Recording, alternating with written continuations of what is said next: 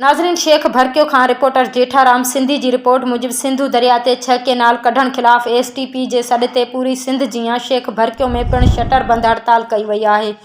STP तालको Tando Mohammad Khan, general secretary Babu Aurangzeb Shaikh भरकियो, सदर मोहम्मद अली शेख, गुल हसन सोलंकी, नाथो भील, हाकिम ख़ासकेली रिज़वान शेख जी अॻवाणी में एहतजाजी रैली कढी शेख भरकियो मेन चौक ते धरणो हयो वियो। उन मौक़े ते मुज़ाहिरीन पारां सख़्त नारेबाज़ी कई वई। उन मौक़े ते अॻवाणनि जो चवणु हो त सिंधु दरिया इंसानी जियापो आहे, केनाल कढण हरगिज़ न ॾींदासीं, सिंधु दरिया ते केनाल कढण न ॾींदासीं जे अवाम सां हथ वठी करे नारोवा सलूक कयो पियो वञे ऐं सिंधु दरिया ते केनाल कढण सां वॾी तबाही थींदी, मईशत तबाह थींदी, शहर तबाह थींदा वेंदा, ज़मीनूं बंजर बणिजी वेंदियूं। अॻवाणनि जो वधीक चवणु हो त सिंधु दरिया ते केनाल कढण वारो फ़ैसिलो अवाम रद्द करे छॾियो आहे। शेख भरकियो ऐं भरपासनि वारनि शहरियुनि एसटीपी जे सॾ ते पंहिंजा कारोबार बंदि करे सिंधु दरिया मां केनाल कढण वारे फ़ैसिले खे रद्द कयो, जॾहिं त शेख भरकियो में एसटीपी सॾ ते शेख भरकियो ऐं उन जे भरपासे वार शहर मुकमल बंदि रहिया।